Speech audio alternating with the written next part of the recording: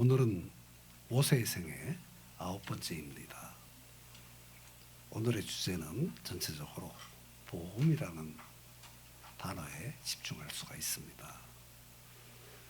이 단어는 성경에 113번 나옵니다. 영어로는 가스펠이라고 말하고 헬라어로는 유앙겔리온이라고 합니다. 좋은 소식이라는 말이죠. 복음은 말 그대로 인간이 들어야 할 말 중에 가장 좋은 소식입니다. 우리가 어떤 존재이든지 상관없이 하나님에게 나가서 하나님을 만날 수 있는 자격을 주기 때문입니다. 왜? 사람은 하나님을 만나야 하나님의 풍성함을 맛볼 수 있기 때문입니다. 그리고 복음은 우리의 생명이 하나님이 준비하신 곳에서 영원히 살게 하기 때문입니다. 그런 면으로 볼 때 복음은 매우 중요한 진리이며 모든 이들이 진심으로 믿고 가슴에 간직해야 할 사실임을 말하고 있습니다. 복음은 예수님 중심의 소식입니다. 그래서 예수님이 어떤 분이신지 또 그분이 우리를 위해서 무슨 일을 하셨는지를 선언해 주는 진리가 됩니다. 복음이 이렇게 중요하기 때문에 성경은 여러 곳에서 많이 강조합니다. 곳곳에서 복음의 모습을 보여주는 예표들이 많이 기록되어 있는데 오늘 말씀드리려는 본문이 바로 그런 곳 중에 하나입니다. 출애굽기 12장은 이스라엘 백성들의 유월절 사건이 기록되어 있습니다. 모세와 바로의 대결에서 바로는 끝까지 하나님의 명령을 거절합니다. 그래서 하나님은 애굽에서 처음 난 모든 생명체들을 다 죽이겠다고 심판을 선고하십니다. 바로와 애굽의 사람들은 하나님의 진노 아래에 놓이게 되었습니다. 그런데 동시에 하시는 약속이 있습니다. 하나님의 말씀을 믿고 청종하는 자들을 위해서는 구원의 처방을 내리십니다. 출애굽기 12장 13절을 보시면 내가 피를 볼 때에 너희를 넘어가리니 재앙이 너희에게 내려 멸하지 아니하리라. 양을 준비해서 흠과 티가 없는 양을 잡아서 그 피를 받아라. 그 피를 문설주와 임방에 발라라. 그러면 내가 그 피를 보고 그 집은 심판하지 않고 넘어갈 것이다. 패스 오버 할 것이다. 그래서 6월절입니다. 어떤 분은 장난치게 물어봅니다. 6월절이 6월에 있었나요? 그렇게 물어서 재밌게 웃었던 기억이 납니다. 6월에 있어서 6월절이 아니고 패스 오버, 피를 볼 때 넘어가셨기 때문에 패스했기 때문에 패스 오버 6월절입니다. 사실 하나님이 온 세상을 심판하실 때 이스라엘 백성들에게는 오히려 중요한 은혜와 구원의 순간이 됩니다. 어린 양의 피를 눈에 칠했다는 그 사실 때문에 이스라엘 백성들의 맏아들은 하나님의 심판과 진노에서 구원받았습니다. 뿐만 아니라 바로가 이스라엘 백성들이 출애굽하는 것을 허락할 수밖에 없게 해서 하나님의 백성들이 하나님의 구원을 체험하고 애굽 땅에서 나와 약속의 땅 가나안 땅으로 가는 새로운 역사의 기점이 되는 것입니다. 그래서 유월절 사건은 이스라엘 백성들이 그들의 민족사를 통해서 경험할 수 있는 가장 중요한 사건이 됩니다. 오늘 말씀드리려는 첫 번째, 그러면 유월절은 이스라엘 백성들에게 얼만큼 중요했는가? 첫째로 유월절이 준 변화에 대해서 말씀드리려고 합니다. 유월절은 이스라엘 백성들 모두가 하나님의 축복을 받는 기회가 되었습니다. 유월절이 백성들에게 매우 특별한 변화를 주었습니다. 첫 소지로 유월절은 이스라엘의 원력을 바꾸어 놓습니다. 출애굽기 12장 1절과 2절의 말씀을 보면 여호와께서 애굽 땅에서 모세와 아론에게 일러 말씀하시되 이 달을 너희에게 달의 시작 곧 해의 첫 달이 되게 하고 하였습니다. 유월절 이전까지만 해도 유대인의 달력으로는 한 해의 시작이 우리와 비슷했습니다. 그런데 오늘 본문을 보면 하나님께서 이 달을 곧 해의 첫 달이 되게 하고 하셨습니다. 유월절 사건을 계기로 유대인의 달력은 유월절 사건이 일어난 봄철, 그러니까 3월이나 4월을 정월달로 삼게 됩니다. 본래 이 달은 아비벌이라든지 니산월이라는 말로 일컬어지기도 했었습니다. 그런데 유월절 이후로는 니산월이 정월이 되고 유월절 사건과 함께 새해가 열리게 된 것입니다. 이렇게 달력을 바꿀 정도로 유월절 사건은 중요한 것이었습니다. 이 사건을 계기로 해서 이스라엘 백성들은 죽음을 면하고 새로운 약속의 땅을 향해서 행진하는 새 삶이 가능했기 때문입니다. 그들이 새 생명을 얻은 날, 그들의 역사의 봄이 되고 꽃들은 향기를 뿜어내고 새들은 노래하는 아름다운 봄철에 그들은 새로운 역사를 향해서 힘찬 행군을 시작한 것입니다. 새롭게 시작된 새로운 축복이 시작되는 날을 기준 삼아서 새로운 새해가 시작된 것입니다. 우리도 사실은 같습니다. 하나님께서 우리의 죄를 해결하시고 우리에게 영원한 생명을 시작하신 구원의 그날부터 실제적으로 새로운 삶의 출발점이 되는 것입니다. 두 번째로 유월절이 준 변화는 백성들이 영원히 지킬 기념일이 되었습니다. 본문 14절을 보시면 너희는 이 날을 기념하여 여호와의 절기를 삼아 영원한 규례로 대대로 지킬지니라.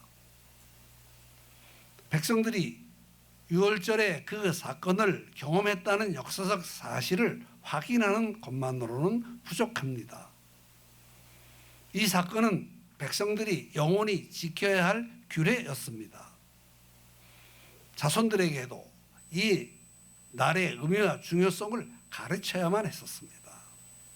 지금도 이스라엘 백성들에게는 유월절에 대한 교훈을 가르치는 것이 자녀 교육에 있어서 핵심이 되었습니다.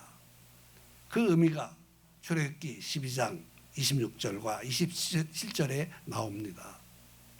이후에 너희의 자녀가 묻기를 이 예식이 무슨 뜻이냐 하거든 너희는 이르기를 이는 여호와의 유월절 제사라. 여호와께서 애굽 사람에게 재앙을 내리실 때에 애굽에 있는 이스라엘 자손의 집을 넘으사 우리를 구원하셨느니라 하매 백성들이 머리 숙여 경배하니라. 다시 말하자면 하나님이 자기 백성들을 애굽에서 구출하신 이 놀라운 사건을 하나님의 은혜와 사랑이 나타난 날에 대한 축복을 너만 누릴 뿐만 아니라 자녀들에게도 계속해서 가르쳐서 증거하여 이 사건을 잊지 말게 해야 한다고 말씀하시는 것입니다. 지금도 이스라엘 백성들은 유월절 절기가 되면 양의 피를 그들의 집 좌우 문설주와 임방에 다시 바릅니다. 출입하면서 그 피를 봅니다.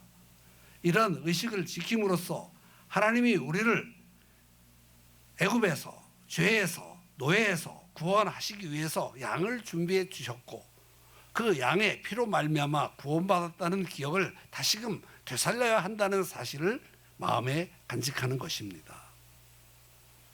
이런 경우를 상상해 볼 수 있습니다. 백성 중에 어떤 마다들이 그 날, 심판의 날, 죽음의 날 무사히 목숨이 살아남을 수 있었습니다. 그리고 그는 결혼했습니다. 결혼한 날 그는 그때를 다시 생각합니다. 그날 정말 어두운 밤이었고 무서운 날이었어.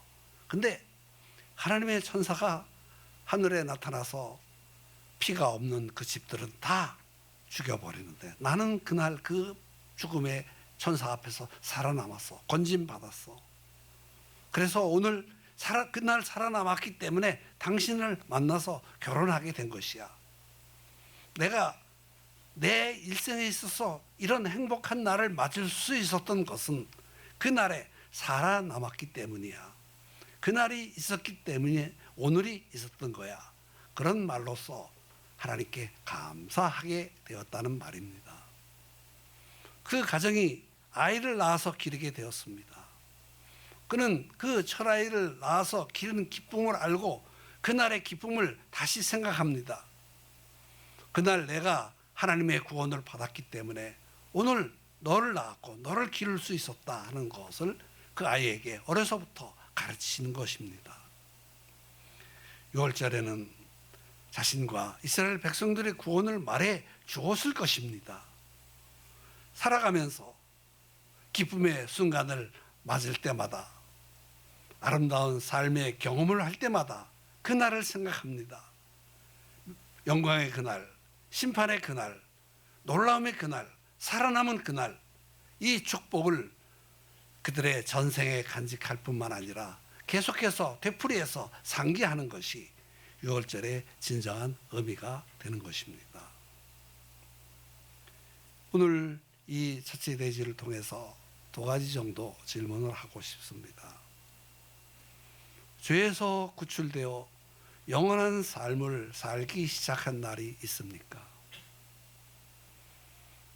한 번 태어나면 두 번 죽고 두 번 태어나면 한 번만 죽는다는 교훈이 있습니다. 자연적으로 한 번만 태어나면 육체적인 죽음이 오고 두 번째로 영적으로 하나님과 분리되어 영원히 죽게 됩니다. 두 번 죽는 것입니다. 그러나 성령으로 태어나면 자연적으로 태어났을 뿐만 아니라 성령으로 거듭나면 두 번 태어난 것입니다. 몸은 죽지만 영혼은 하나님과 함께 영원히 살게 된다는 말을 가르치는 교훈인 것입니다. 그런 믿음을 가진 자들은 내면이 본질적으로 변화되어 하나님의 백성이 된 것입니다. 이 자리에 계신 사랑하는 형제 자매들은 그런 기쁨을 맞은 그 순간을 가지고 있습니까? 그것을 자신에게 질문해 보는 소중한 시간이 되시기를 바랍니다. 또 하나의 질문이 있습니다. 그 기쁨의 순간을 지금도 가슴에 간직하고 있습니까? 죄에서 구원받은 영원한 기쁨이 가슴 속에 있습니까? 지금 죽어도 나는 하나님의 은혜로 예수님 때문에 천국에 들어갈 수 있다는 확신과 즐거움이 있습니까? 있다면 하나님께 감사하고 되풀이해서 그것을 간직할 뿐만 아니라 즐거워하십시오. 혹시 없으셨다면 지금이라도 그런 순간을 만들 수 있습니다. 나를 사랑하시는 분을 바라보면 됩니다. 그분에게 그런 구원을 받을 수 있는 기회를 달라고 기도하시면 되는 것입니다. 첫째 대지에서 유월절은 우리에게 주는 변화가 있다라는 말씀을 드렸는데, 유월절이 중요한 이유에 대해서 말씀드립니다. 이스라엘 백성들에게 유월절은 중요했습니다. 그러나 저와 여러분들에게도 중요합니다. 유월절 사건이 우리에게 왜 그렇게나 중요한 사건인가요? 첫째로, 유월절은 십자가의 예표이기 때문입니다. 유월절은 십자가를 미리 보여주는 완벽한 사건이기 때문입니다. 고린도전서 5장 7절에 말씀하시기를 우리의 유월절 양 곧 그리스도께서 희생되셨느니라. 바울은 선언합니다.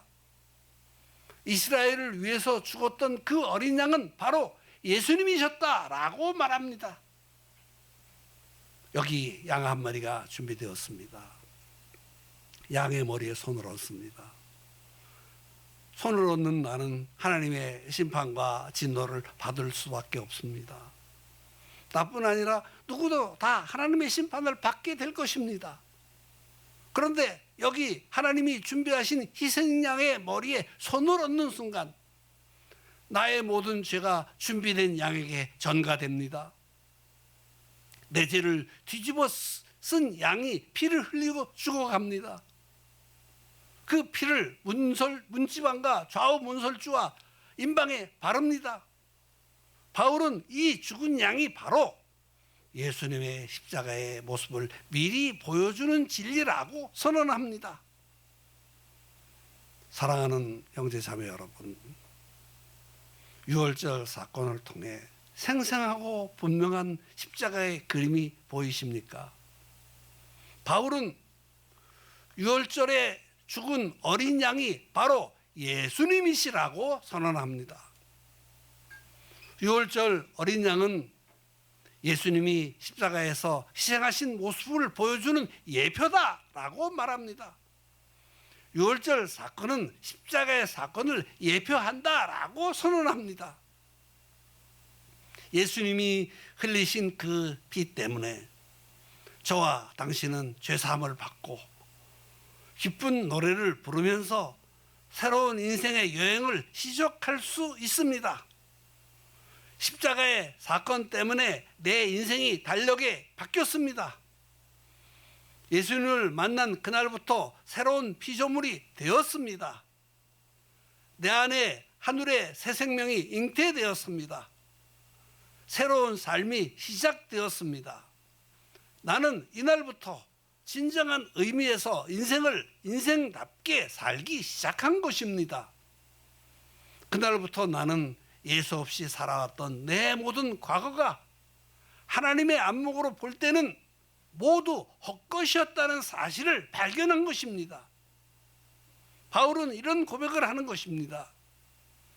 내가 나사렛 예수를 다메섹으로 가던 길에서 만나고 그분이 나를 위하여 십자가에서 피 흘려 돌아가신 의미를 참으로 깨달았을 때 이전에 내가 살아왔던 삶은 모두 헛것이었다.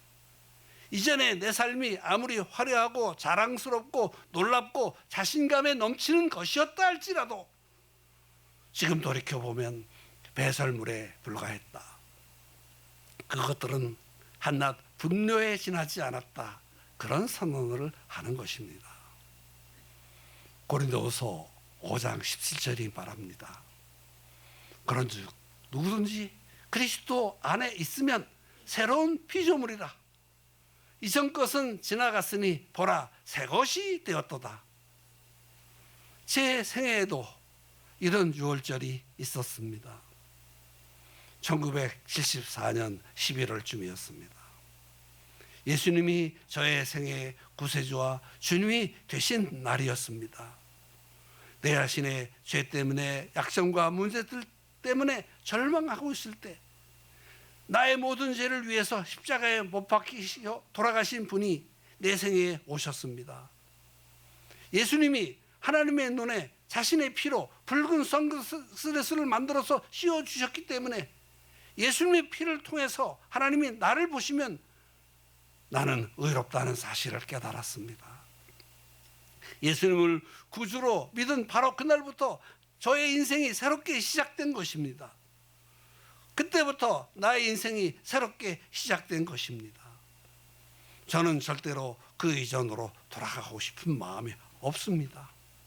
그날만이 내 삶의 진정한 출발점이 되기 때문입니다. 그날이야말로 제가 영원히 기억하고 기념해야 될 날인 것입니다. 영원히 그날을 기억하고 가슴에 간직할 것입니다. 주님께서 이스라엘 백성들에게 유월절을 시작하셨듯이 저를 위한 유월절이 시작된 것입니다. 하나님께서는 이 십자가의 사건을 통해 인생을 새롭게 살기 시작한 사람들에게 말씀하십니다. 절대로 그날을 잊지 말아라. 우리는 십자가를 통해서 나타난 하나님의 사랑을 자주 망각합니다. 우리가 가지고 있는 연약함 때문입니다. 그래서 우리에게 성만찬을 명하셨습니다. 성만찬을 통해서 그분의 포도주를 마실 때마다, 떡을 뗄 때마다 말씀하십니다. 잊지 말아라. 내가 너를 위해서 내 살을 찢어 죽었다는 그 사실을 잊지 말아라. 내가 너를 위해서 십자가에서 피 흘려 죽으셨다는 그 사실을 성찬을 행할 때마다 기억하고 생각해라. 그렇게 말씀하십니다. 사랑하는 형제자매 여러분, 십자가 없는 신앙생활은 값싼 윤리나 철학에 불과합니다. 저는 십자가가 빠진 기도는 무가치하다고 생각합니다. 신용하지 않습니다. 왜냐하면 십자가가 빠진 기도는 샤머니즘적인 기도보다도 가치가 없기 때문입니다. 하나님과는 상관없는 독백이기 때문입니다. 십자가가 없는 설교는 신용하지 않습니다.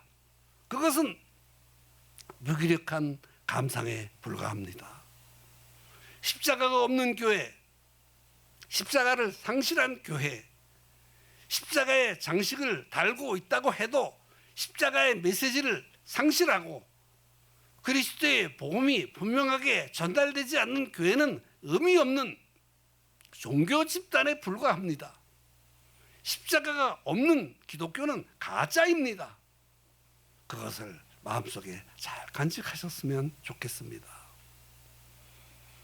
이 드린 십자가의 원리를 잘 보여주는 두 개의 간증을 나누고 싶습니다. 설교자 스펄전의 고백을 소개하고 싶습니다. 스펄전이라는 설교자가 있습니다.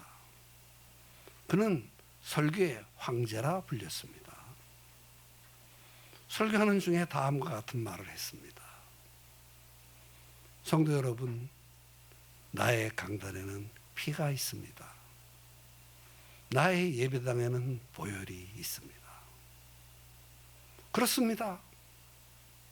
주님의 보혈이 증거되지 않고 십자가의 그 피 흘리신 사건이나 의미가 설명되지 않은 강단이나 교회는 의미를 잃어버린 곳, 가치를 상실한 종교 집단에 불과합니다.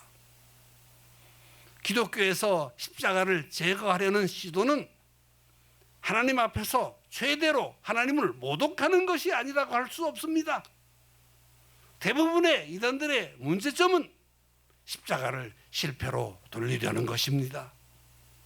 십자가야말로 하나님의 영광이고 하나님의 자랑이며 하나님의 사랑입니다.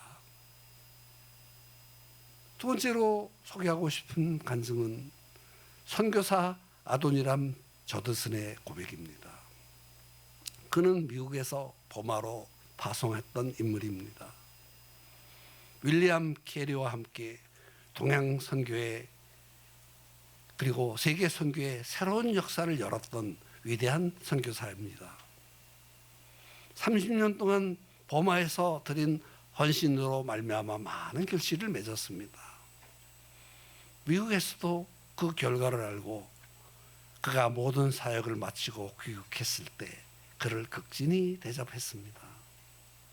그가 귀국 선교 보고를 할 때 수많은 사람들이 모여서 청종했습니다. 과연 이 선교사가 버마에서 무슨 일을 했는가? 다들 궁금해했습니다. 저더스는 30분간의 선교 보고에서 20분 이상을 예수님의 십자가의 의미를 설명하는 데 썼습니다. 그가 보고를 마치고 내려오자 친구 중에 한 사람이 다음과 같이 충고를 했습니다.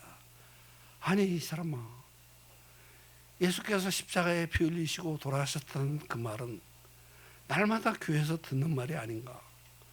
뭔가 좀 색다른 말을 해서 사람들이 듣고 싶은 말을 해줘야지. 왜 선교지에서 있었던 그 특별한 사건들에 대해서는 아무런 언급이 하지 않는가? 답답한 듯이 말했습니다. 이때 저더스는 그 친구에게 이렇게 대답했다고 합니다. 아니 친구야, 예수께서 나를 위해서 돌아가셨다는 사랑의 이야기 위에 더 경이로운 이야기가 있을 수 있겠는가? 사랑하는 나의 주님이 나를 위해서 보배로운 피를 흘렸으니 나를 죄악과 하나님의 진노 가운데서 건져내시고 새 생명을 주셨다는 이 십자가의 사랑의 이야기 외에 다른 어떤 말이 더 필요하겠는가? 그것이 바로 항상 새로운 소식이 아니겠는가? 그렇습니다. 기독교의 사활은 십자가에 있습니다.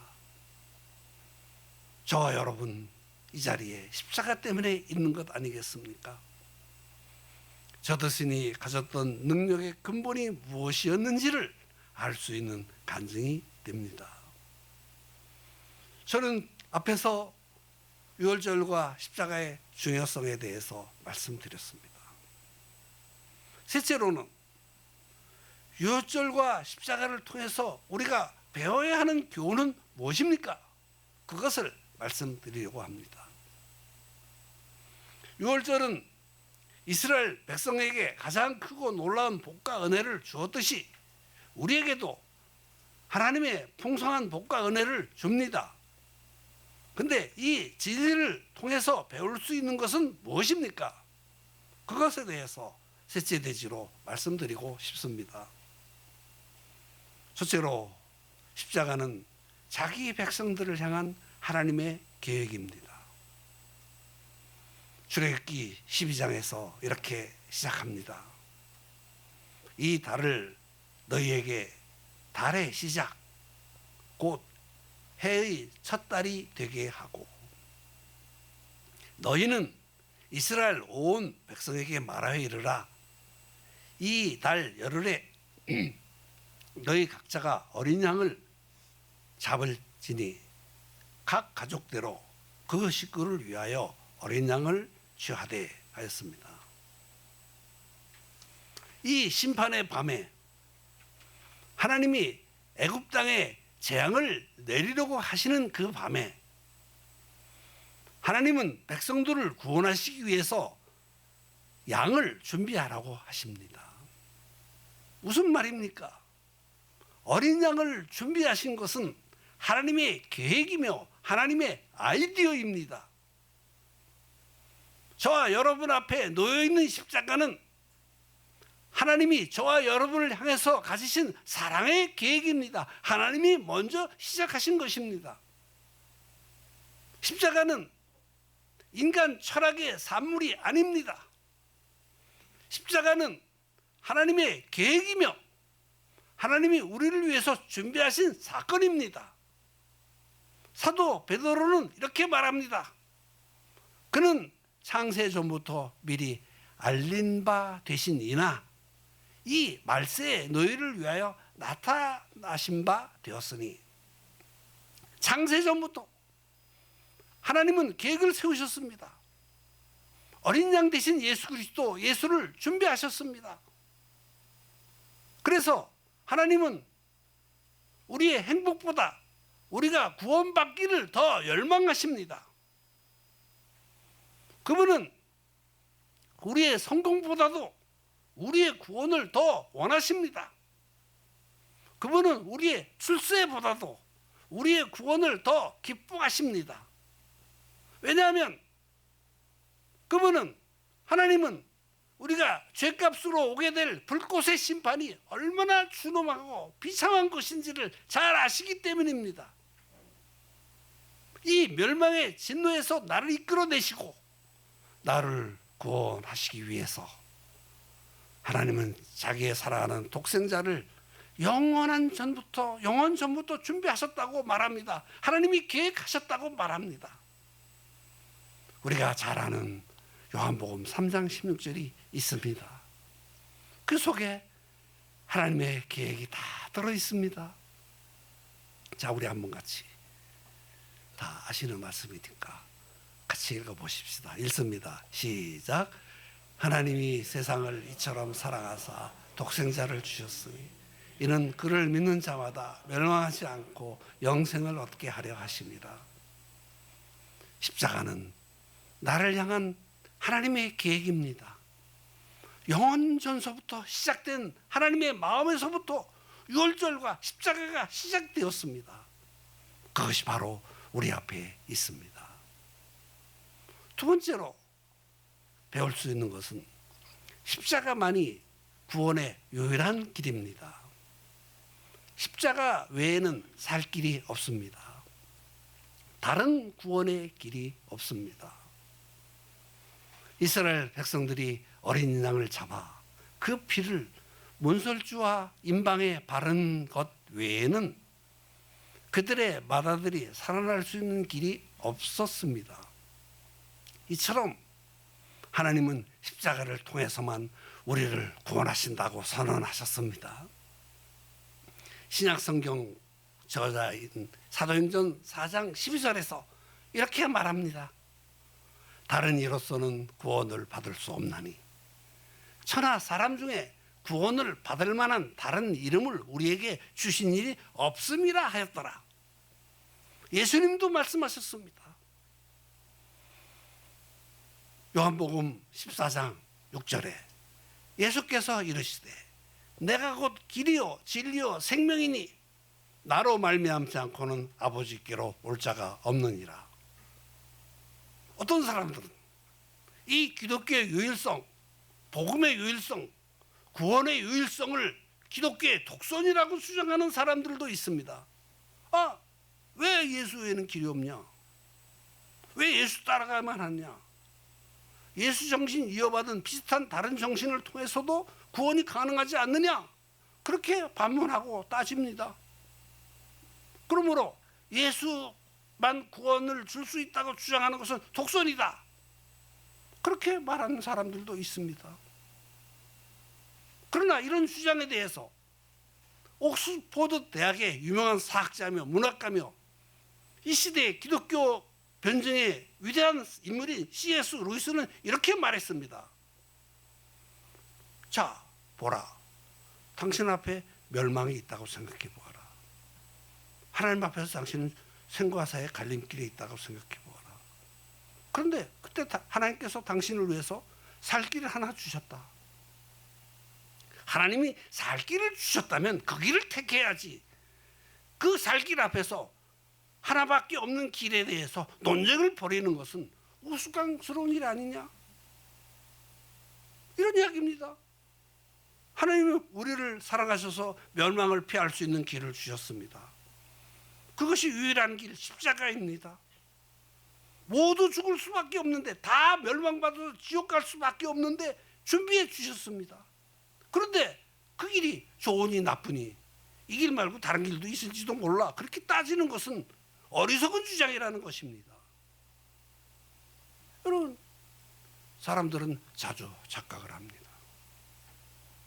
그래서 실제로 우리 자신 생각해 보면 뭔가 착한 일을 하면 마음이 조금 괜찮아져. 내가 깼구나.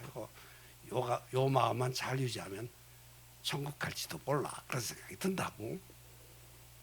또 종교적인 법을 지키면 내가 하나님 앞에 좀 괜찮은 일 한 것 같아.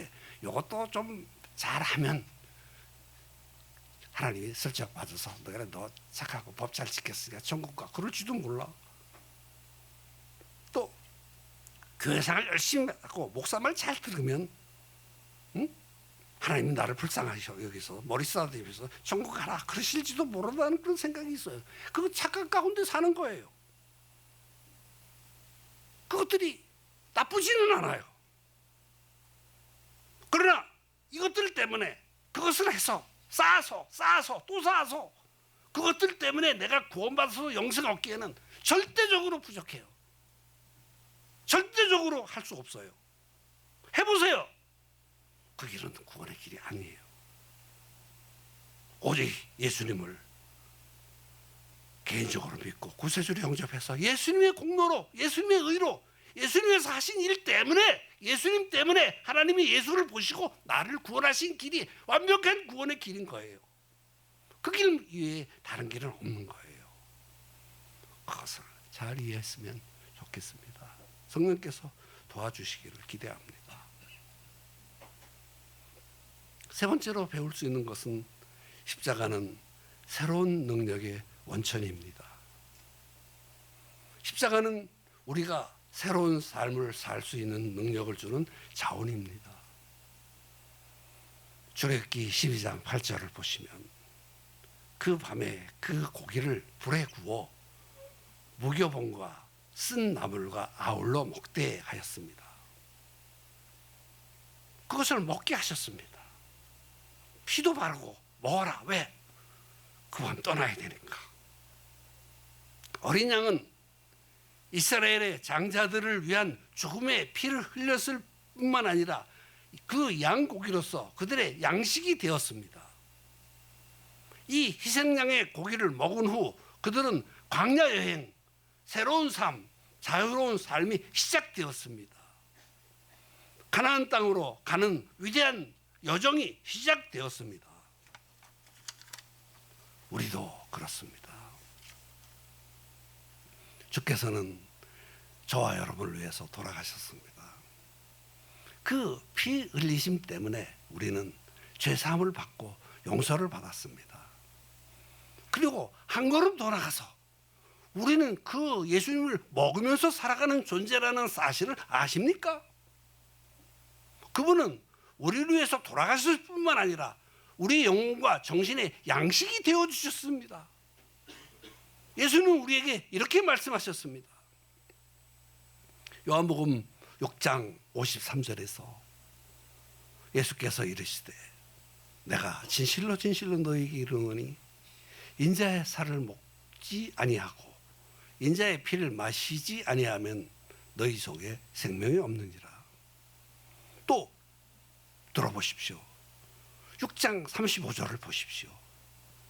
예수께서 이르시되 나는 생명의 떡이니 내게 오는 자는 결코 줄이지 아니할 터이요 나를 믿는 자는 영원히 목마르지 아니하리라 하셨습니다. 그리스도인은 예수를 먹고 사는 사람들입니다. 그분은 내 생명의 양식이 되십니다. 내 새로운 생명의 활력도 되십니다. 예수님을 묵상할 때마다 그 복음을 묵상할 때마다 마음이 즐겁고 행복하고 풍성하고 행복해지지 않습니까? 예수님과 십자가를 묵상할 때마다 우리는 삶에 대한 새로운 에너지를 얻습니다. 그렇습니다. 그분은 2000년 전에 나를 위해서 돌아가셨습니다. 그러나 기독교는 여기서 끝난 것이 아닙니다.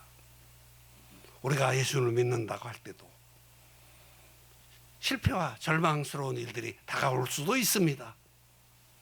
그러나 나를 위해서 죽으시고 다시 사신 그분을 소유하고 있다는 사실을 확인하는 순간 그분이 나의 죄를 위해서 해결하셨다는 사랑을 알고 창조주 하나님이시다는 사실을 믿는 순간 내가 패배와 절망의 구덩이에서 벌떡 일어나서 새로운 삶을 살아갈 수 있는 창조적인 삶의 에너지를 얻게 됩니다. 내가 어려운 일을 겪으면서 쓰러지기 직전이라 할지라도 여전히 나를 사랑하신 사실을 믿으시기를 바랍니다. 나를 영원한 죽음에서 구원해 주신 분이 내 앞에 있는 일들을 다 극복할 수 있도록 해 주실 수 있게 되기를 바랍니다. 그때 갑자기 내 앞에 새로운 찬란 빛 같은 것이 다가와서 내게 새로운 힘을 주고 새로운 지혜를 줍니다. 새로운 비전을 줍니다. 새로운 용기를 창조해 주십니다. 그것을 내게 안겨주십니다. 그리고 그런 것들이 내게 새로운 삶을 살 수 있도록 힘을 줍니다. 예수님의 십자가를 묵상할 때마다 매일 매순간 새로운 힘을 얻을 수 있게 됩니다. 이 능력이 바로 십자가의 능력입니다. 네 번째로 배울 수 있는 것은 십자가는 거룩한 삶의 출발점이 됩니다. 출애굽기 12장 15절을 보십시오. 너희는 이래 동안 무교봉을 먹을지니 그 첫날에 누룩을 너희 집에서 제하라. 무릇 첫날부터 일곱째 날까지 유교병을 먹는 자는 이스라엘에서 끊어지리라 하였습니다. 유월절을 지킬 때 이스라엘은 누룩 없는 떡을 먹을 뿐만 아니라 그 다음으로는 집안에서 누룩을 제거하라는 명령을 받았습니다. 지금도 이스라엘의 가장들은 유월절이 오면 온 집안의 구석구석을 다 살펴서 누룩을 제거합니다. 천장도 뒤지고 마루도 뒤지고, 그래서 누룩이 발견되면 그것을 집안 밖으로 다 내다가 버립니다. 그것은 유월절을 지키는 동안 해야 하는 관습 중에 하나입니다. 여러분, 이 누룩이 뭡니까? 이것은 죄를 상징합니다. 주께서 우리를 죄에서 구원하셨습니다. 구원은 언제나 예수님으로 받습니다. 나는 죄로부터, 하나님의 진노로부터 구원받았습니다. 용서받았습니다. 그러면 용서받은 사람답게 죄를 짓지 않으려는 삶을 사는 것은 당연한 말입니다. 고린도전서 5장 7절과 8절에 나온 바울의 선언을 읽어보십시오. 너희는 누룩 없는 자인데 새 덩어리가 되기 위하여 묵은 누룩을 내버리라. 우리의 유월절 곧 그리스도께서 희생되셨느니라. 이러므로 우리가 명절을 지키되 묵은 누룩으로도 말고 악하고 악의에 찬 누룩으로도 말고 누룩이 없이 오직 순전함과 진실함의 떡으로 하자라고 하였습니다. 그렇습니다. 어린 양과 누룩은 공존할 수 없습니다.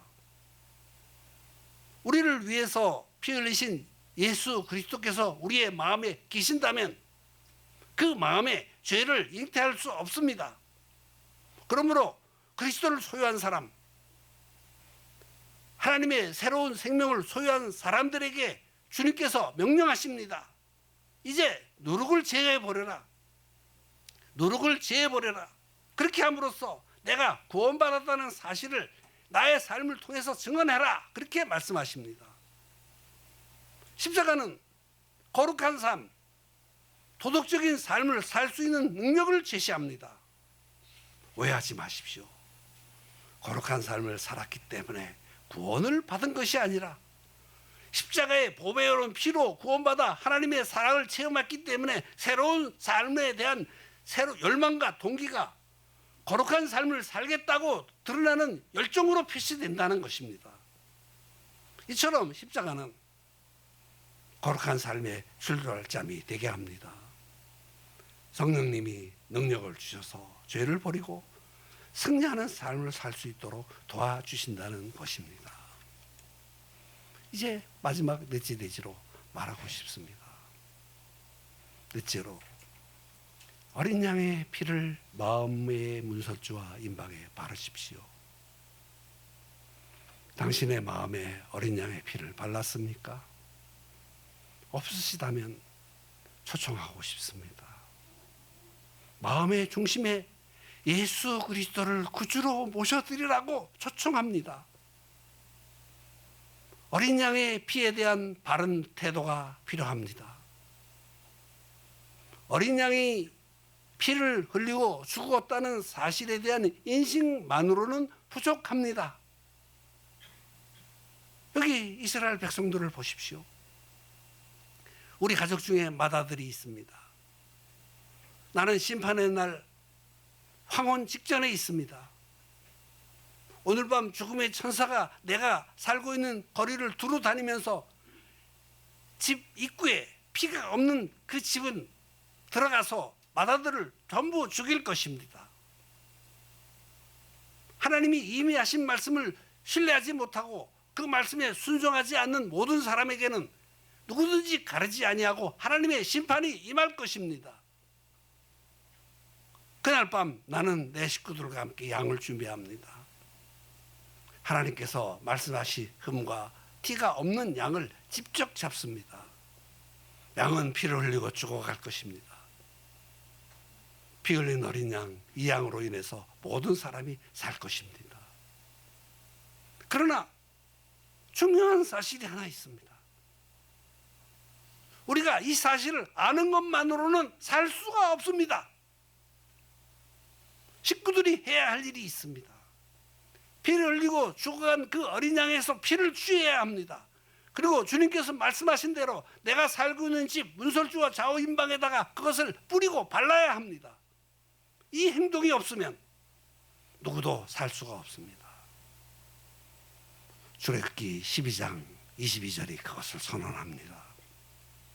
우슬초 묶음을 가져다가 그릇에 담은 피에 적셔서 그 피를 문 임방과 좌우 설주에 뿌리고 아침까지 한 사람도 자기 집 문 밖에 나가지 말라 하셨습니다. 피를 뿌리지 않으면 안 됩니다. 어린 양이 피를 흘리셨다는 사실을 알고 있어도 그 피를 뿌리고 바르지 않으면 그 양의 희생이 나를 구원하지 못합니다. 예수님이 나를 위해서 십자가에서 죽으셨다지. 이 사실을 객관적으로 인식만 하고 멈추어 버리는 교인들이 얼마나 많은지 알 수 없습니다. 중요한 것은 당신을 위해서 피 흘리고 죽으신 그 예수님을 당신의 구세주로 주님으로 당신의 삶에 받아들이느냐 하는 것입니다. 피 흘림은 죄사함의 근거가 되지만 그것을 받아들이지 않으면, 예수님을 마음의 구세주와 주님으로 모셔드리지 않으면 죄는 사해지지 않습니다. 히브리서 9장 22절이 말합니다. 율법을 따라 거의 모든 물건이 피로써 정결하게 되었나니 피 흘림이 없은즉 사함이 없느니라. 피 흘림이 없으면 용서가 없습니다. 그러나 나를 용서하시기 위해서 피 흘리신 그 예수님, 그 그리스도를 받아들이지 아니하고는 하나님의 진노와 심판에서 구원받을 수 없습니다. 사도 베드로도 베드로전서 1장 2절에서 그리스도인을 이렇게 정의하고 있습니다. 마지막 구절이니까 한번 같이 읽고 마치려고 합니다. 같이 읽습니다. 시작. 고 하나님 아버지 미하심을 따라 성령이 거룩하게 하심으로 순종함과 예수 그리스도의 피 뿌리심을 얻기 위하여 택하심을 받은 우리에게 편하니 은혜와 평강이 너희에게 더욱 나을지어다. 예수 그리스도의 피 뿌림을 얻기 위하여 택하심을 받은 자들에게 편지한다라고 말했습니다. 다 그렇게 되시기를 바랍니다. 어린 양을 구세주와 주님으로 모십시오. 그분이 나의 구원이십니다. 그분이 나의 양식이십니다. 그분이 나의 희망이십니다. 그분이 나의 승리이십니다. 이 자리에, 이 설교에 예수 그리스도의 피가 줄줄 흐르고 있습니다. 가져다가 마음에 바르십시오. 우리는 죄를 많이 지어서 실수한 것이 잔뜩 쌓여서 마음이 삐뚤어져 있기 때문에 하나님의 심판받아 지옥 가는 것이 아닙니다. 이유는 하나뿐입니다. 하나님이 준비해 놓으신 예수 그리스도 희생의 피를 마음에 바르지 않았고 예수 그리스도를 구세주와 주님으로 영접하지 않았기 때문입니다. 그래서 심판을 받게 될 것입니다. 자신의 죄 문제를 하나님께 자백하고 예수님을 구주와 주님으로 영접하십시오. 영원한 구원을 받을 것입니다. 요약 정리합니다. 유월절은 모든 사람에게 중요합니다. 모든 사람은 유월절의 의미를 알아야 합니다. 유월절은 예수님의 예표입니다. 유월절 어린 양 예수의 피를 마음에 바르십시오. 기도하겠습니다.